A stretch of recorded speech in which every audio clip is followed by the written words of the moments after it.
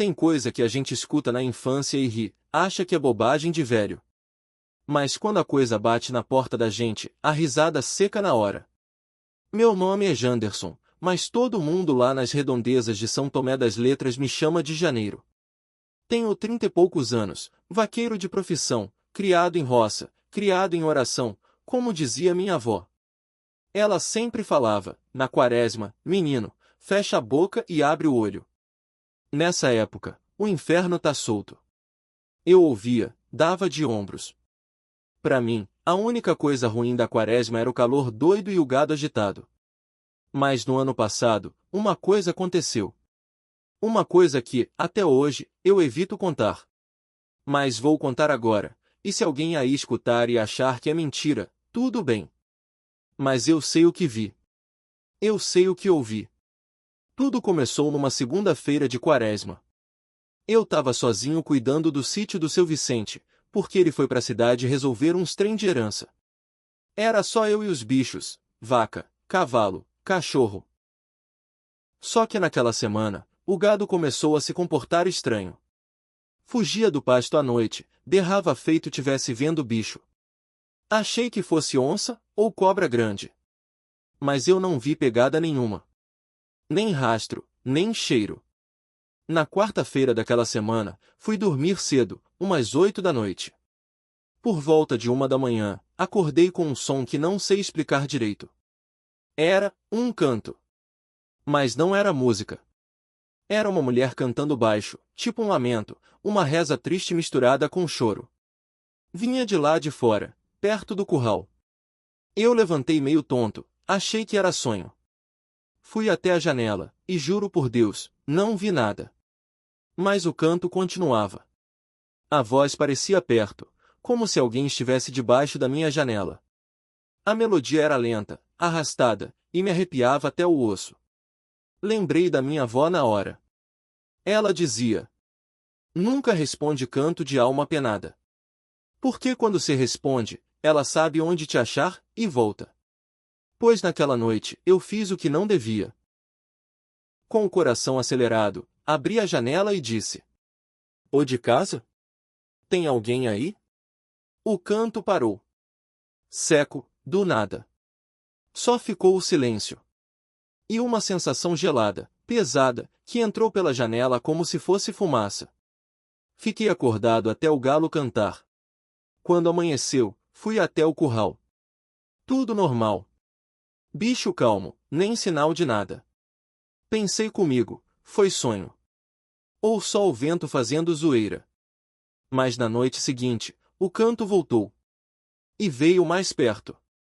Agora, parecia dentro do terreiro. E não era só o som, era o cheiro. Um cheiro forte de vela queimada e flor murcha.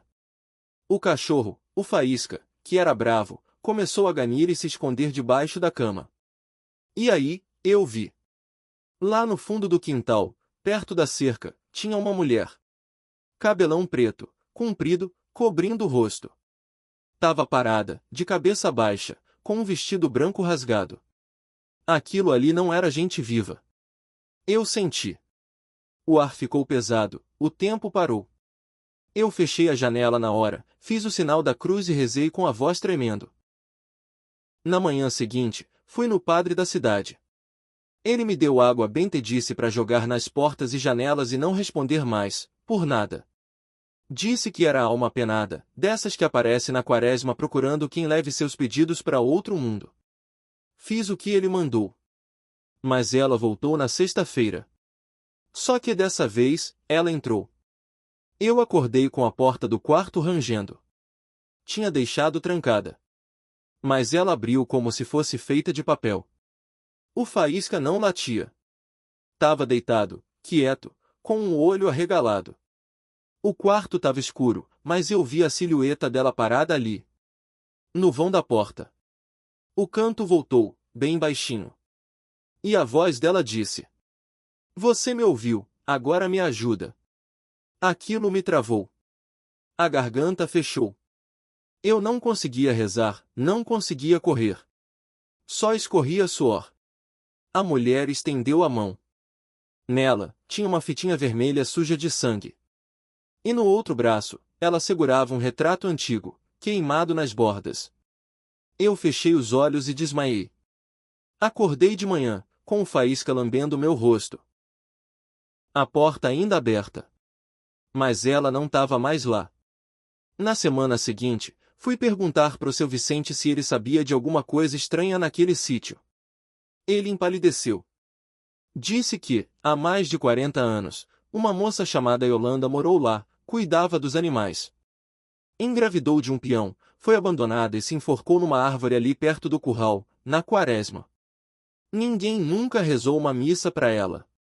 Dizem que o corpo foi enterrado às pressas, sem oração nem vela.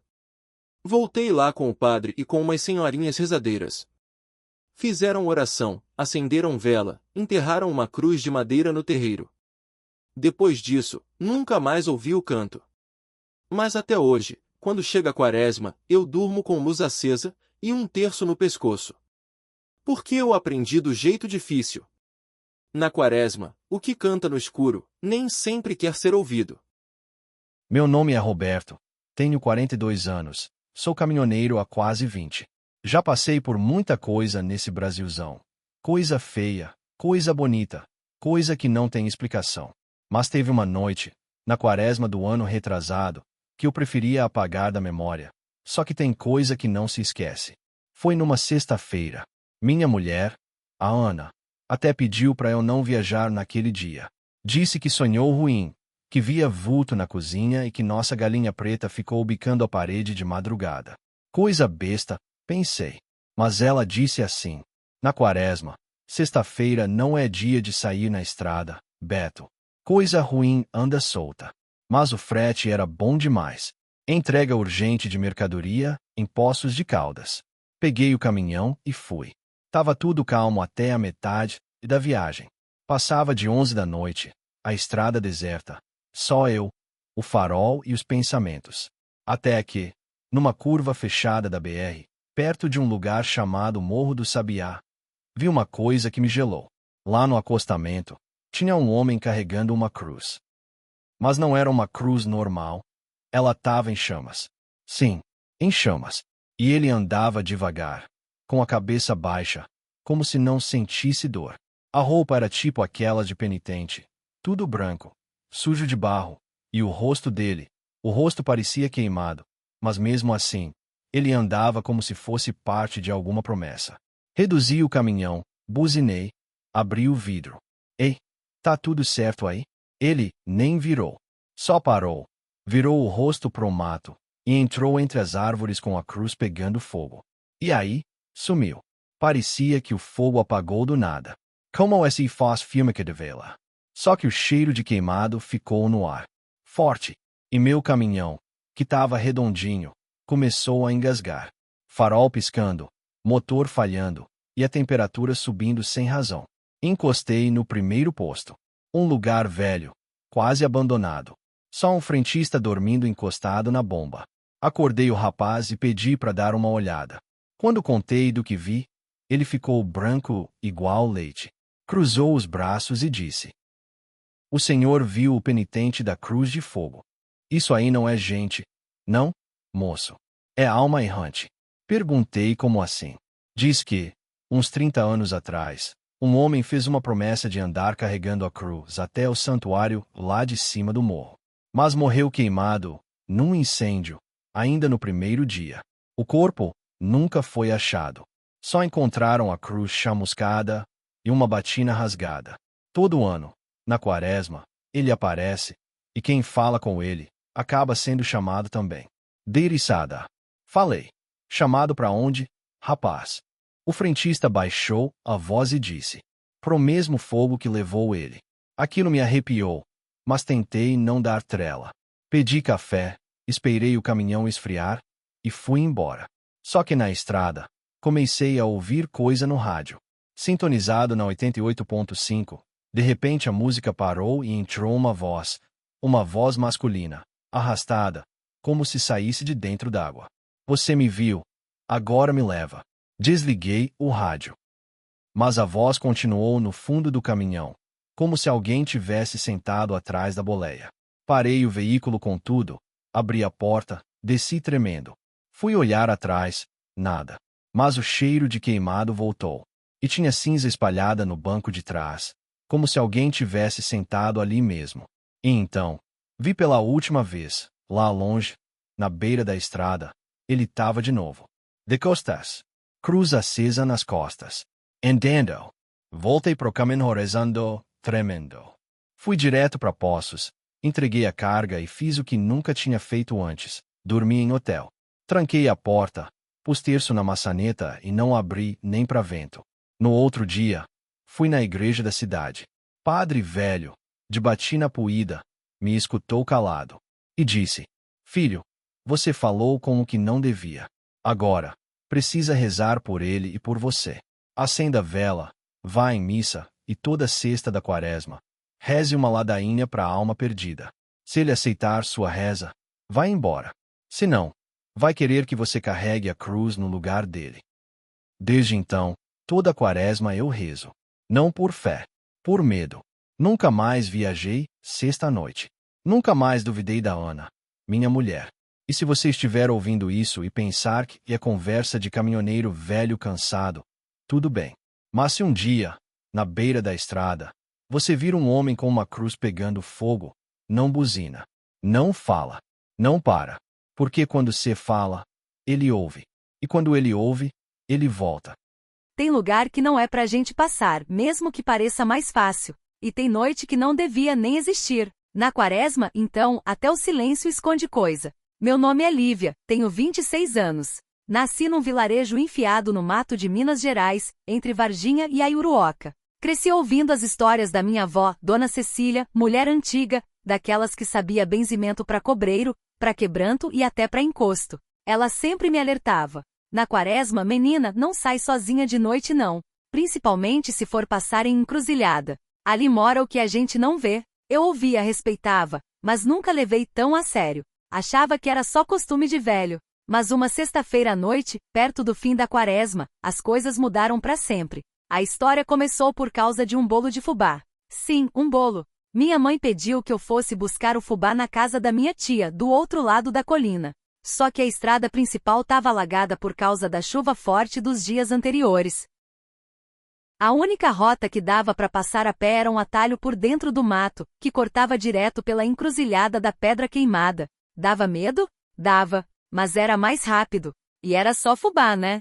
Peguei a lanterna, botei o casaco e fui. A estrada de terra estava molhada, o mato alto dos dois lados. O céu sem lua. Só os barulhos do brejo e o vento batendo nas folhas secas. Quando cheguei na encruzilhada, o ar ficou estranho. Mais frio. Parado. Parecia que até os grilos tinham calado. Foi então que eu vi ele. Um homem alto, magro feito vara de pescar, encapuzado, parado bem no centro do cruzamento de terra. Não dava para ver o rosto, só o contorno. Tinha uma presença errada. Pensei em dar meia volta. Mas antes que eu me mexesse, ele estendeu a mão e apontou para baixo. No chão, no centro da encruzilhada, tinha uma vela vermelha acesa e ao lado, um pedaço de pão com o que parecia sangue fresco. Gelei. Minha avó sempre falava, vela vermelha é coisa de entrega.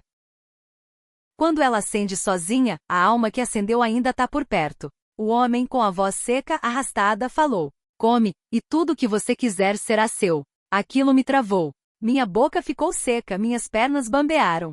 Eu queria correr, gritar, rezar, qualquer coisa. Mas o corpo não obedecia. Ele deu um passo. Só um. E aí eu vi, ele não fazia sombra. Mesmo com a luz da vela tremendo no chão, atrás dele era só um vazio escuro. A mão dele tinha 7 dedos finos tortos como garras de ave. Naquele momento não pensei. Virei e corri. Corri feito alma penada. Nem olhei para trás. Cheguei em casa com a blusa rasgada, a mão cheia de espinho e a cara branca igual lençol. Minha mãe me encontrou desmaiada na varanda. Acordei no dia seguinte, com minha avó sentada do lado da cama, rezando. Contei para ela. E ela não se espantou. Só fez o sinal da cruz e disse: era ele, o homem da encruzilhada. Alma condenada que anda solta na quaresma, oferecendo o que o povo quer, mas cobrando caro depois.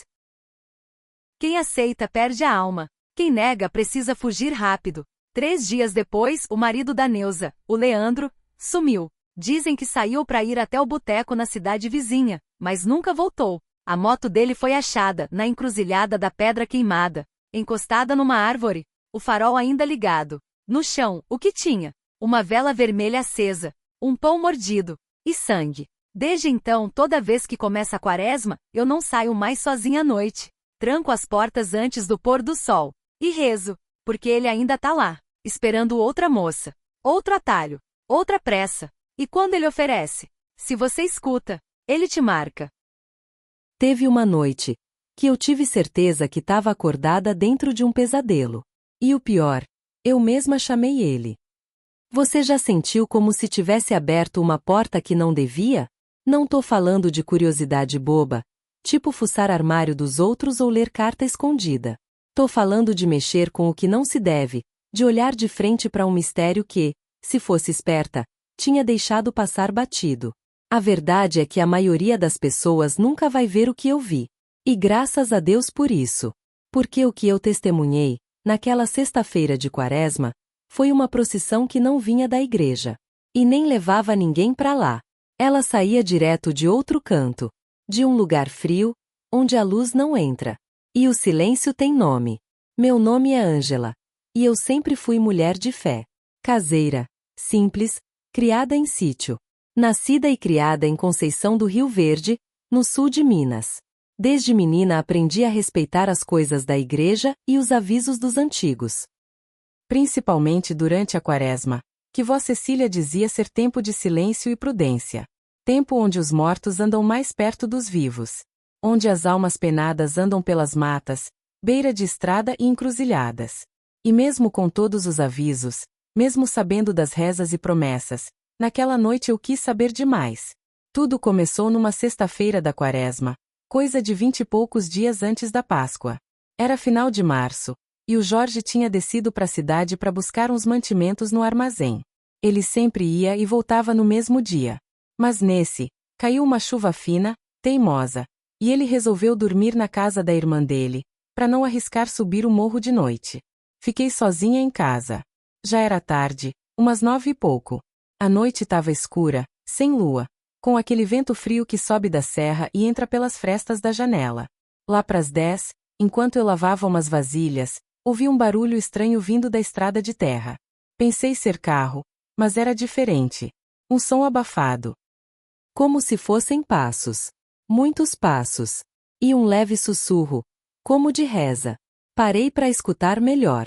E foi aí que ouvi o som de sinos pequenos, tocando num compasso lento, quase triste.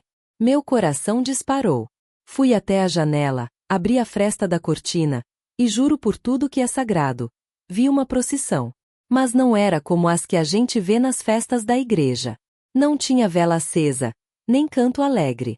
Era uma fila longa, de figuras encapuzadas, todas vestidas com mantos escuros. Andavam devagar, com a cabeça baixa. E não faziam barulho de passos no chão de barro, só o som das batinas arrastando e das orações sussurradas em latim antigo. O mais assustador era a frieza do ar. Assim que vi aquela cena, senti como se o tempo tivesse parado. Nenhum grilo cantava, nem as galinhas piavam. Tudo ficou imóvel, como se o mundo tivesse prendido a respiração. Tentei chamar por alguém, mas minha voz não saiu. E então eu vi, um dos encapuzados parou e virou o rosto na minha direção. Não dava para ver os olhos. O rosto era branco demais, seco, como uma caveira coberta por pele fina. Ele levantou a mão e apontou para mim. Só isso. Ponto. Eu fechei a cortina na hora e caí sentada no chão. Comecei a rezar com tudo que lembrava. Credo, Pai Nosso, Ave Maria. Mas o som da procissão continuava do lado de fora. Cada vez mais forte. Como se estivessem passando na porta da minha casa. E então, uma batida na porta. Pá, pá, pá. Quase desmaiei. Respirei fundo e gritei. Quem é? Silêncio. Mais 3 batidas. Criei coragem e fui espiar pela fechadura. Do outro lado, não tinha ninguém. Na manhã seguinte, Jorge voltou.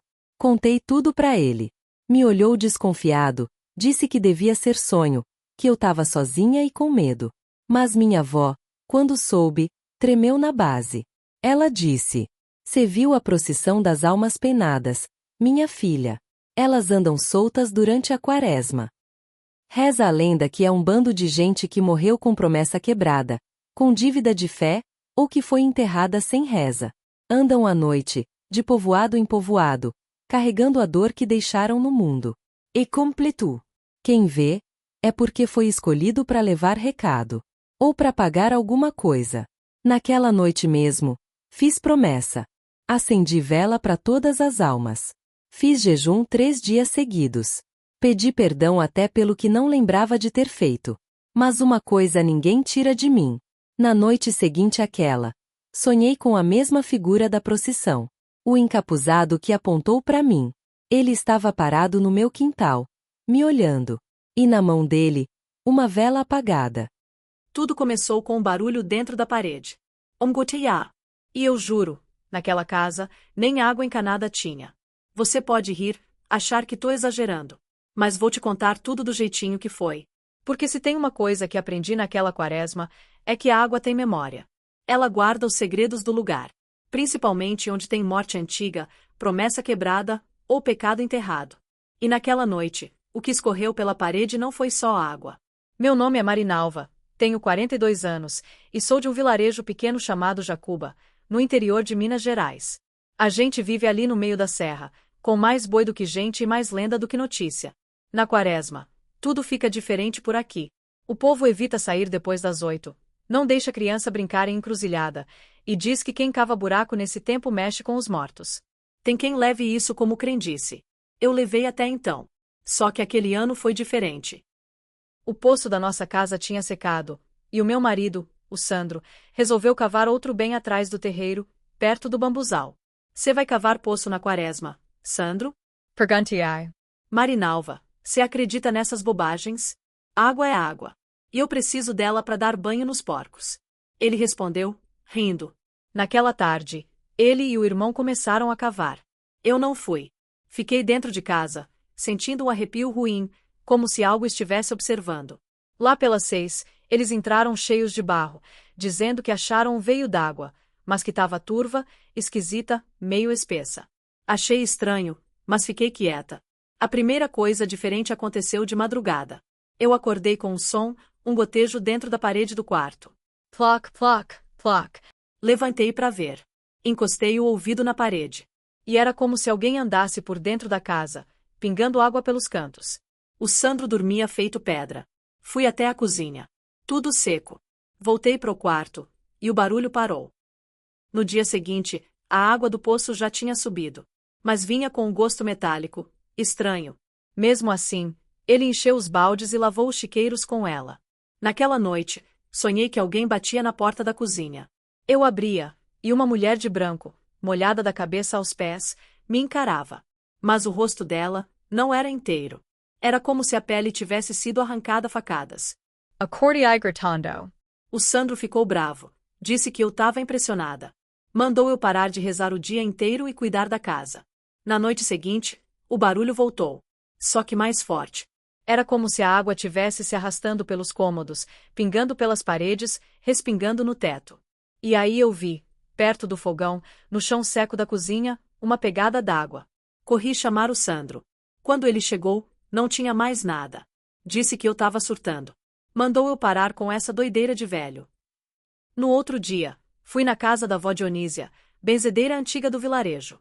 Ela me escutou calada e disse assim: mexer com a terra na quaresma, ainda mais onde já teve morte, é coisa séria. Vocês acordaram o que estava quieto. A água tá trazendo lembrança de sofrimento. Isso que cê tá ouvindo é o compasso de água. É quando os mortos caminham dentro da casa pela umidade, refazendo o que viveram. Eles estão tentando contar uma história. Só que cê precisa escutar com os ouvidos certos. Ela disse. Voltei para casa tremendo. Naquela noite, tudo escureceu de vez. A luz acabou. A casa ficou fria. E a água começou a escorrer pelas paredes. Do teto, do chão, do fogão. E junto com ela, vozes. Baixas. Carroças. Uma mulher dizia. Devolve o que tirou. Devolve. Corri pro quarto e dei de cara com o Sandro, de pé, parado no meio do cômodo, com os olhos brancos, como se não tivesse alma. E ele repetia. Foi aqui que enterraram ela. Aqui. Aqui. No dia seguinte, chamei a polícia. Cavaram de novo atrás do terreiro. E a verdade veio. O poço tinha sido feito bem em cima de uma cova clandestina. De uma mulher desaparecida na década de 70, que o antigo dono da casa, um homem violento, teria matado e enterrado ali. O caso nunca foi resolvido. A água só devolveu o que era dela. Às vezes o que assombra a gente não vem de fora, vem do outro lado do espelho. Tem coisa que a gente aprende desde pequena. Nunca vare os pés dos outros, não aponta estrela que cria verruga, e na quaresma, não se brinca com espelho. Minha avó dizia que espelho é como a água parada, reflete o que está aqui, mas também o que já passou. E durante a quaresma, essa pele fina entre o mundo dos vivos e dos mortos fica ainda mais frágil. Eu achava isso conversa de gente do interior. Mas naquela noite eu vi com meus próprios olhos o que acontece quando se quebra o aviso dos antigos. Meu nome é Clarice, tenho 27 anos, sou natural de Campanha, sul de Minas, mas estava morando em Lavras na época, terminando um curso técnico de enfermagem. Trabalhava numa casa de repouso e dividia um quartinho simples com mais duas moças, a Vanessa e a Bruna. Vanessa era da roça, cheia de reza e medo. Já a Bruna era debochada, da cidade, e adorava fazer pouco da fé dos outros. Foi numa quarta-feira de quaresma que tudo começou. Estávamos de folga e a Bruna apareceu com uma ideia, fazer uma brincadeira de chamar o espelho. Gente, dizem que se você acender uma vela e olhar fixo pro espelho por 7 minutos na quaresma, você vê o seu outro eu. Tô doida pra tentar? Ela falou rindo, já com a vela na mão. Eu hesitei. Vanessa ficou pálida. Minha avó falava que espelho é janela pro lado de lá. E se abrir, tem que saber fechar. Disse ela baixinho. Mas Bruna não quis saber. Apagou as luzes do nosso quartinho, trancou a porta e ficou lá, parada na frente do espelho do banheiro, só com a vela acesa. Ficamos sentadas no colchão, ouvindo os estalinhos da vela queimando. O silêncio era estranho. De repente a vela apagou sozinha. A porta trancada se abriu devagar. E Bruna saiu, com um sorriso forçado no rosto. Uai, que foi? Tão com medo? Eu não vi nada, disse ela. Mas tinha algo estranho nela. O jeito de andar, o modo como falava, tinha algo diferente. E naquela noite, quando fomos deitar, ela ficou encarando o espelho por quase 1 hora, com os olhos secos, sem piscar. Na madrugada, acordei com um barulho. Era como se alguém estivesse arranhando o vidro do espelho do banheiro. Levantei, acendi a luz e vi, nada. Mas o espelho tinha marcas de dedos molhados, como se alguém tivesse passado a mão com água. Chamei Vanessa, que veio correndo com o terço na mão. Acordamos Bruna, que fingiu que era brincadeira, mas a gente sabia, ela não era mais a mesma. Nos dias seguintes, as coisas pioraram. Bruna começou a falar com o espelho. Literalmente. Como se tivesse alguém do outro lado. Passava horas olhando para ele e cochichando. Numa tarde cheguei mais cedo e ouvi. Ela dizia, eu quero ir, me leva. Eu aceito. Eu aceito. À noite tivemos um apagão na rua. Tudo escuro, só com vela dentro do quarto. Eu fui no banheiro e vi o espelho embaçado, com letras escritas do lado de dentro. Seu lugar é aqui. Gelei inteira. Vanessa surtou.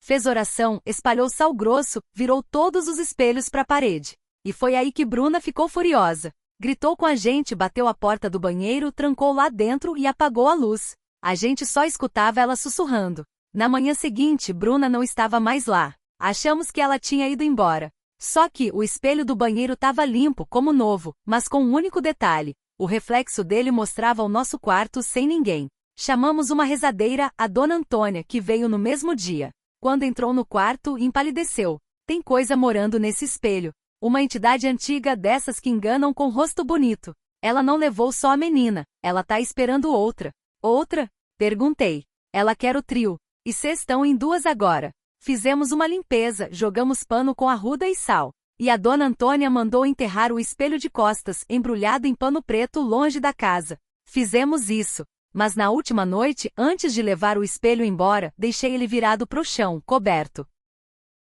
Quando amanheci, ele estava destampado e de frente para minha cama. E no reflexo, tinha 3 meninas dormindo. Mas só 2 estavam no quarto. Desde então não uso mais espelho virado para minha cama. Não brinco com o que não entendo. E muito menos durante a quaresma. Porque aprendi da pior forma que o espelho não mostra só o que tá ali. Mostra o que tá espreitando, esperando a gente vacilar. E quem ousa chamar, acaba atendendo. Não é todo pedido de ajuda que vem de quem tá vivo. Moro num sítio afastado de tudo. no interior de Minas, perto de um vilarejo chamado São Bento do Mato. Um lugar pequeno, onde todo mundo se conhece, e onde as histórias correm mais que notícia de rádio. Aqui, a quaresma é levada a sério. Nada de festa, nada de barulho à noite. As velhas da igreja dizem que nesse tempo os mortos andam mais perto dos vivos. E foi nesse período que eu vi o que não devia. Naquela semana eu estava sozinha em casa. Meus pais tinham ido visitar uma tia doente no Espírito Santo, e eu, com 19 anos, já me achava adulta o bastante para cuidar do sítio por conta própria. Tinha só o cachorro, o Bento, e as galinhas para tomar conta. Na segunda noite, choveu. Daquelas chuvas que batem no telhado com força e deixam a alma da gente pequena. Eu me tranquei, fechei todas as janelas, puxei a coberta até o queixo e apaguei a lamparina. Foi aí que eu ouvi uma batida. Toc, toc, toc. Levantei, achando que era o Bento arranhando a porta. Mas ele estava deitado, quieto, de olhos arregalados, encarando a janela da sala. Me aproximai. E juro por tudo que é mais sagrado, tinha um menino parado ali fora. Debaixo da chuva. Pele branca feito vela, cabelo colado no rosto. Ele não tremia, não se mexia. Só me olhava. Abri a janela só um tiquinho. Oh, menino! Que cê tá fazendo aí na chuva? Tá perdido? Ele não respondeu. Só levantou o braço e apontou para trás de mim. Virei o corpo rápido. Nada. Quando voltei para a janela, ele não estava mais lá. Passei a noite em claro. Rezei, tomei água com açúcar, tentei racionalizar. Mas no fundo, eu sabia. Aquilo não era uma criança. No dia seguinte, fui até a casa da Dona Maroca, uma vizinha velha que entende dessas coisas de reza e espírito. Contei só uma parte, com vergonha do resto. Ela me ouviu calada e depois disse: Minha filha, durante a quaresma, os pedidos de socorro nem sempre vêm dos vivos. Às vezes, são alma penada querendo atenção. Se não foi benzido, nem atende. Me mandou benzer a casa com arruda e água benta. Fez um sachê de proteção para pendurar na janela. E antes que eu fosse embora, falou: Mas cuidado, se ele apontou para trás, é porque não tá sozinho. Na noite seguinte, mais chuva. Bento não saía de perto de mim. Quando deu meia-noite, ouvi de novo. Toc, toc, toc. Só que dessa vez, em duas janelas diferentes ao mesmo tempo. Fiquei paralisada. Peguei o terço e comecei a rezar. As batidas pararam, mas a sensação de estar sendo vigiada não. Era como se algo estivesse andando pelo lado de fora da casa. Cercando. Apaguei a luz e me escondi debaixo da coberta. Mas aí, a janela do meu quarto abriu sozinha. O vento não era forte o bastante para isso. E mesmo com o frio, o ar ficou quente, pesado, como se tivesse alguém respirando dentro do quarto. Levantei num pulo, corri para fechar. Quando encostei o vidro, vi no reflexo o menino parado atrás de mim. Gritei. Virei. Ninguém. Mas o Bento começou a latir louco, olhando fixo para um canto do quarto onde não havia nada. Passei o resto da noite trancada no banheiro, com o terço na mão. De manhã, fui direto para a casa da Dona Maroca. Ela ouviu tudo, respirou fundo e disse: Esse menino não é sozinho. Ele é só o chamariz. Tem coisa mais velha com ele. Coisa que se alimenta do medo dos outros. E quando aponta para trás, é porque já entrou. Ela chamou o padre. Fizeram uma missa na minha casa. Jogaram sal, água benta, pregaram um crucifixo em cada porta. Mas mesmo depois disso, eu não consegui mais dormir em paz. Toda vez que chove, eu ouço. Toc, toc, toc.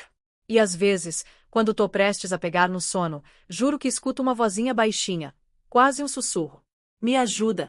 Hoje em dia, evito ficar sozinha na quaresma. Não abro janela depois do pôr do sol. E quando escuto qualquer batida, finjo que não ouvi. Porque aprendi do jeito mais difícil. Nem todo pedido de ajuda é para ser atendido. Principalmente se vier da janela, num tempo de almas soltas. Na quaresma, até o silêncio da terra tem voz. E às vezes grita. Foi no ano passado. Eu tava voltando pro meu lugar depois de passar uns dias com meu tio doente na zona rural de Caetanópolis. Estrada de terra, morro para subir e descer, lugar que nem aparece no mapa direito. Meu tio sempre morou ali isolado, e dizia que gostava da paz da região. Mas naqueles dias, a casa dele estava longe de ser um lugar de descanso. Ele estava acamado fazia semanas, e jurava que toda noite alguém ficava chamando ele do quintal. Dizia que ouvia uma voz, e via uma mulher parada perto da cerca. A gente achou que era delírio. Até que, na terceira noite, eu vi também. Eu tinha saído para jogar água nos porcos quando ouvi um lamento baixinho, do tipo que arrepiava o braço. Era um choro, vindo da beirada do mato. Fiquei parado, escutando. E então vi uma mulher de branco, cabelo grudado no rosto, ajoelhada no chão, parecendo cavar com as mãos. Corri para dentro, bati a porta e não falei nada para ninguém. Na manhã seguinte, comentei com uma vizinha da região, Dona Assunta, uma senhora de uns 80 anos que conhece tudo dessas crendices. Ela não se surpreendeu. Só me disse: foi mexer com terra na quaresma, foi? Como assim? Perguntei. Cavaram alguma coisa aqui recentemente? Pensei um pouco e lembrei. 2 dias antes de eu chegar, uns homens tinham enterrado um cachorro morto no fundo do terreno, perto da cerca. Meu tio não tinha deixado direito, mas o bicho estava apodrecendo e os vizinhos decidiram enterrar mesmo assim. Dona Assunta fechou a cara. Cavar a terra durante a quaresma é chamar os mortos. Ainda mais se for para enterrar bicho. A terra tá aberta e as almas ficam soltas. Voltei pro sítio com a pulga atrás da orelha. E na noite seguinte, resolvi vigiar. Não sei o que deu em mim. Peguei um banco, uma lanterna e sentei perto da janela, com o cachorro do meu tio do lado. Eram umas 11 e pouco quando o lamento voltou. Primeiro baixinho, depois mais forte. O cachorro rosnou e se escondeu embaixo da mesa. Apaguei a luz e olhei pela fresta da janela. Ela estava lá de novo, ajoelhada, cavando. Mas dessa vez, tinha algo diferente. A terra parecia se mexer sozinha. Comecei a ouvir um barulho seco, como de unhas arranhando madeira. E logo em seguida vi um braço sair do chão. Um braço humano. Magro, pálido, sujo de terra. Como se estivesse sendo puxado para fora. Dei um grito, tropecei no cachorro e desmaiei ali mesmo. Acordei de manhã, no chão da cozinha, com a cabeça latejando. Mas a imagem daquele braço não saiu da minha cabeça. Resolvi ir até o lugar onde ela aparecia. A terra estava remexida. E por cima, só um pano rasgado meio branco, coberto de barro. Chamei a polícia. Demoraram a acreditar, mas escavaram. E encontraram uma cova rasa. Dentro, o corpo de uma mulher desaparecida da cidade vizinha, sumida fazia semanas. A mesma da notícia que eu tinha visto dias atrás no rádio da venda. O mais bizarro? A posição do corpo. Ela estava ajoelhada, com os braços para cima, como se tivesse tentado sair. A investigação correu, prenderam um homem da região. Mas o que me assombra até hoje não é o crime em si, é o que veio depois.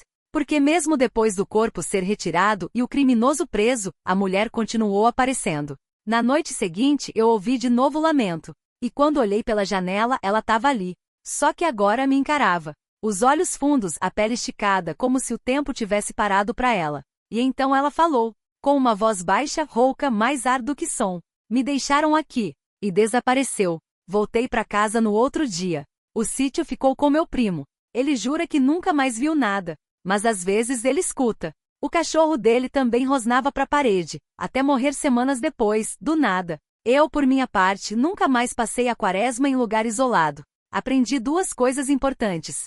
Primeiro, nunca queive a terra nesse tempo. Segundo, quando uma alma não tem descanso, ela encontra uma forma de se mostrar, nem sempre pedindo justiça. Às vezes, só querendo ser ouvida. Mas o mais assustador é que ela só começou a falar depois que foi desenterrada. Como se tudo aquilo, o choro, o cavar, a vigília, fosse ela mesma tentando se salvar. E ninguém escutou a tempo. Hoje, toda vez que ouço um lamento no silêncio da noite, lembro do rosto dela. Ajoelhada, muda, mas com os olhos gritando por ajuda. E na quaresma, eu durmo com a luz acesa. Meu nome é Damião, e essa história aconteceu faz uns 15 anos, numa época em que eu trabalhava como ajudante de caminhão funerário, aqui no interior de Minas. Naquele tempo, o serviço era puxado, principalmente durante a quaresma. Era estranho, parecia que o número de mortos aumentava nessa época. Gente adoecendo do nada, acidentes esquisitos, até envenenamento de bicho de criação, tudo concentrado nesses 40 dias. Mas teve um caso específico, que nunca mais saiu da minha cabeça. Foi numa sexta-feira de quaresma, fim da tarde, quando o telefone da funerária tocou.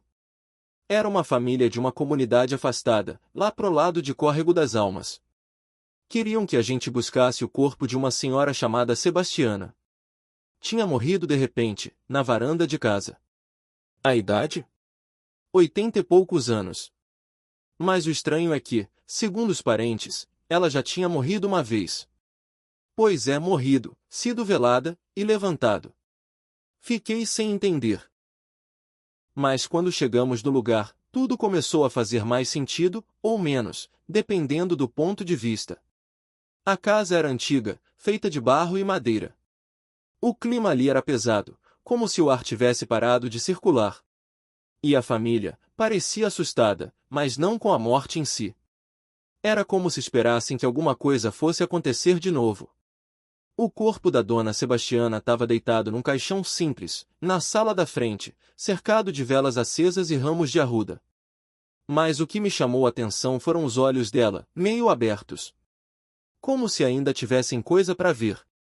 Fiquei incomodado. Foi aí que uma neta dela, bem baixinha, me puxou num canto e falou, quase sussurrando. Moço, a avó já tinha sido enterrada faz 7 anos.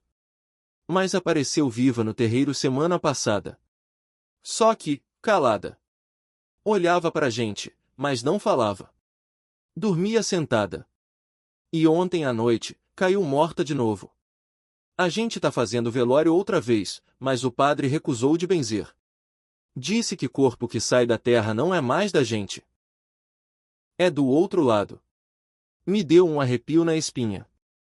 E eu, que já tinha visto de tudo naquele trabalho, comecei a me sentir mal, senti tontura, enjoo, e quando olhei de novo pro corpo da velha, tava diferente. O rosto parecia mais jovem. A pele tava menos enrugada. Quase viva. Avisei o motorista, seu Joel, um homem experiente, e pedi pra gente adiantar a remoção.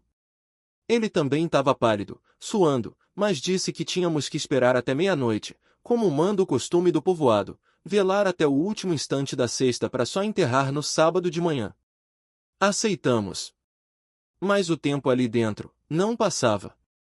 E foi naquela longa vigília que começaram os sinais. Primeiro, uma das velas apagou sozinha. Depois outra. E de repente, todas elas explodiram ao mesmo tempo, jogando cera quente para todo lado. As janelas bateram com força, mesmo sem vento. E a casa inteira se encheu de um cheiro forte, de terra molhada e ferro enferrujado. Foi nesse momento que ela se mexeu. Dona Sebastiana abriu os olhos de vez. Olhou para mim. Juro por tudo que é mais sagrado, ela piscou. Gritei. A família correu. Mas quando todos chegaram, ela já estava imóvel de novo. O genro dela, um homem calado chamado Arlindo, se aproximou, fez um sinal da cruz e disse. Se mexeu de novo, é porque não terminou o que veio fazer. Aí, veio a parte mais perturbadora da noite. Uma bisneta da velha, uma criança muda desde que nasceu, entrou na sala. Foi até o corpo, e falou. Primeira vez na vida. Disse uma única frase. Vó quer a boneca que ficou no buraco. Todo mundo congelou. A mãe da menina desabou no chão, chorando. E confessou, 7 anos atrás, quando enterraram a velha pela primeira vez, colocaram junto no caixão uma boneca de pano que ela sempre carregava. Só que, dias depois do enterro, a boneca apareceu na casa de novo. Sozinha. Acharam que alguém tinha mexido no túmulo. Mas agora, parecia que ela mesma tinha voltado para buscar. A decisão foi unânime, abrir o túmulo original. Fomos com a família até o cemitério da comunidade, um lugar isolado, escondido atrás de um morro. Chegando lá, a primeira coisa que notamos foi o cheiro. Forte, azedo, como de carne apodrecida misturada com flores podres. A cova estava meio aberta. Como se alguém, ou algo, tivesse saído. E dentro dela, não tinha mais nada. Só a tal boneca. Olhos de botão arrancados, a boca costurada com linha vermelha. Arlindo pegou aquilo com cuidado, levou até a casa e colocou no caixão da velha. No mesmo instante, o corpo murcho. O rosto enrugou de novo, os olhos fecharam por completo. E a casa ficou em silêncio.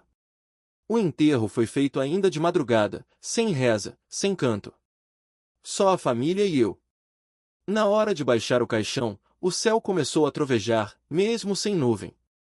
E quando a primeira pá de terra cobriu a tampa, ouvi um riso abafado, vindo de dentro. Ninguém falou nada. Ninguém quis ouvir. Mas eu sei o que ouvi. E desde então, nunca mais aceitei trabalhar com funerária na quaresma.